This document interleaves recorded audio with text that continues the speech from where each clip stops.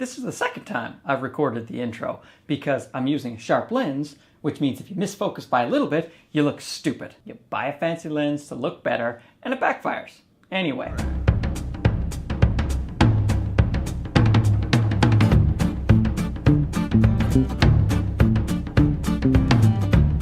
How you doing? Stand-up comedian Mark Bennett. I've been going through my hard drive trying to clear out some space, and I found some clips of some old shows I did that were kind of cool, and I thought maybe I'd share them with you. You know, maybe try to make a little story out of it or a lesson. You know, you could find it helpful or entertaining or neither. And this first one I really liked because it's myself and my good friend Miss Debra DiGiovanni doing a nice little theater show.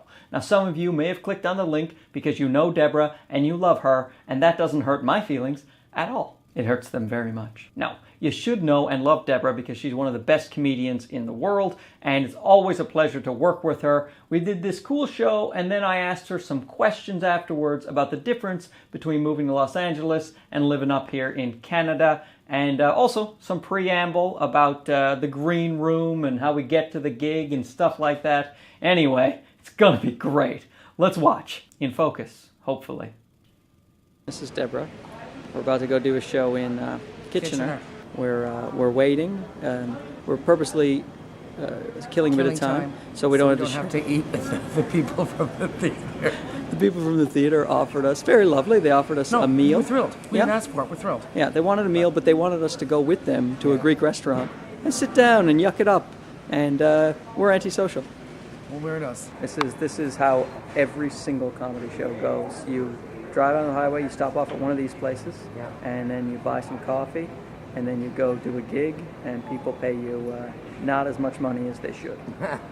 I almost bought beef jerky, but then I was like, take it easy. Calm Come down. on. What are you, a millionaire, is what I said? Maybe if they bring us beef jerky, and we have to eat it with them. We have to share a bag.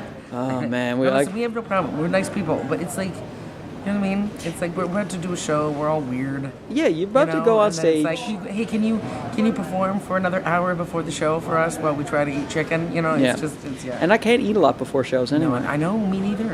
Yeah. Anyway, but no one understands that because we're weirdos. So. Yeah. Well, who wants to eat with strangers? Nobody. But a lot of people can eat before a show. Like I've seen people like put down a hamburger and go on stage. No. And I'm always afraid I'd shit my pants. I'm scared I'm gonna barf. Yeah. Together, we're terrible. You know what? We better go. Let's go do this. Hello? Oh, are we in the right building? I don't know. Well, we are. This seems like a theater.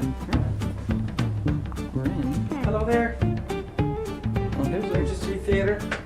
Well, look, this looks like a. This has got to be some kind of comics green room. There's couches, right? There's a fridge, some chairs and stuff. Oh yeah, look, there's a thing that says stage left. That means there's a stage here somewhere. It's funny, you know, you come to nice theaters and it's just like everything. It's like a restaurant. Like, just don't show people how it's made. The kitchen is like a mess. Like this is about as nice as it gets. It's just like a warehouse back here. Wow, but ooh, there is candy. Huh? You ready for this? What's that now? This show? What are we doing? What are you doing? Like 50 minutes, an hour? What are you doing? Yeah. So how do you prepare for this? Are you going to write it out? I will. I always write my set down. It's just a neurotic thing that I have. A lot of comics don't. I do. I just have to. Do you need to write it down? Yeah. I just want to. It's just, you know what I mean? It's like that studying tactic where it's like you're getting it out and, you know, it's like it just organizes your brain. So as I'm writing it down, I know what order I want to do it in. And you write it on a physical piece of paper? I write it on a book, yeah. I write it in a little notebook that I will bring on stage with me. And you've been doing that from the beginning? From the very beginning. And comics all the time are like, oh, you have notes on stage? I'm like, yeah, whatever. Please. Yeah? It's Are they I don't care. playing the Registry Theater? No, they're not, Mark. No, they're not. I'm eating some candy that I found. That's probably not for me, but I'm eating it anyway. When you come to a theater, you think, you realize it's not really for comedians. Like it's for actors. It's an actor's place. Yeah. I feel sort of out of place at a theater always. There's some cider in there now, some poppin' waters. Okay. There'll be a few beers in there once our front of house people get here. Okay. Oh, the beers, they're going to be gone. Oh, come Am I on. right, Deborah? Just like Look double at- fisted her all the way. So come on, I'll show you your seat. All right, we're going to go look at the stage. Yeah. Oh, hello. So we've just gone through the curtain, and here's our stage. Here's the That's peaks. nice. Hello, it's Debra DiGiovanni doing your sound check. Are you okay with that?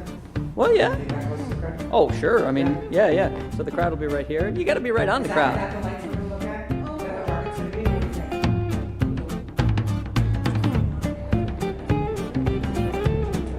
Please help me welcome Mark Bennett to the stage.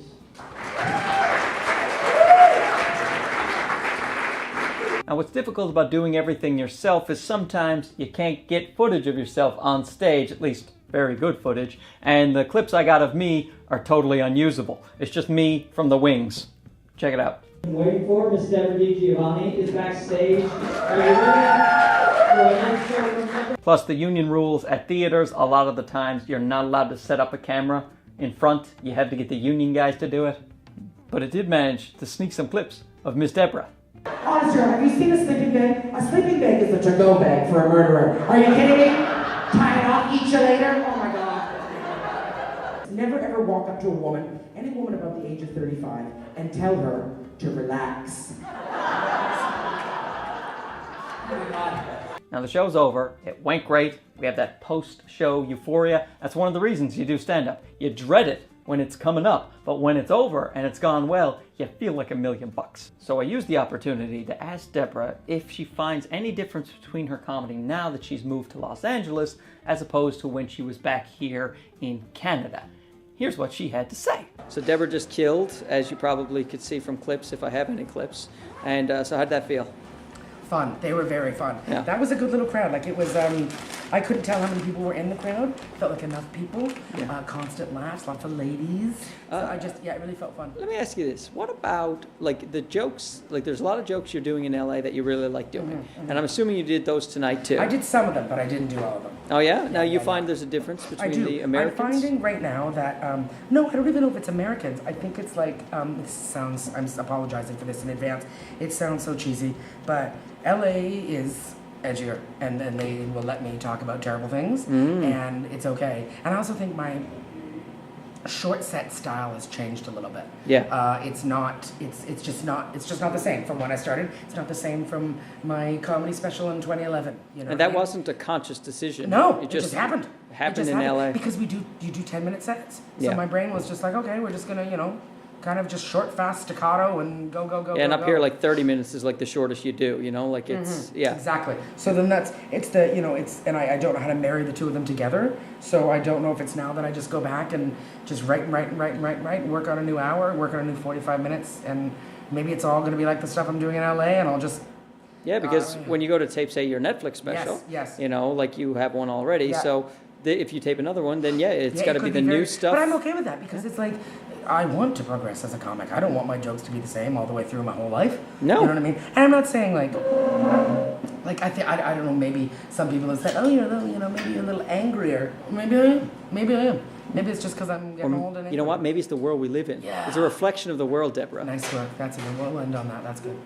So there you have it. Debra feels that a rapid-fire style of comedy is better suited for LA because you only have those short little sets as opposed to the longer sets we have here in Canada. Often we're doing 45 minutes and an hour, and you can't just bang, bang, bang, bang. But down in Los Angeles, most of your sets, you have to do that. You just have to impress people right away, and you only have a few minutes to do so. A lot of the sets you do in LA are called showcase sets, and we do those here in Canada as well, but we just do them for festivals and contests and things like that. Whereas Los Angeles, that's primarily what you'll be doing. So that's it.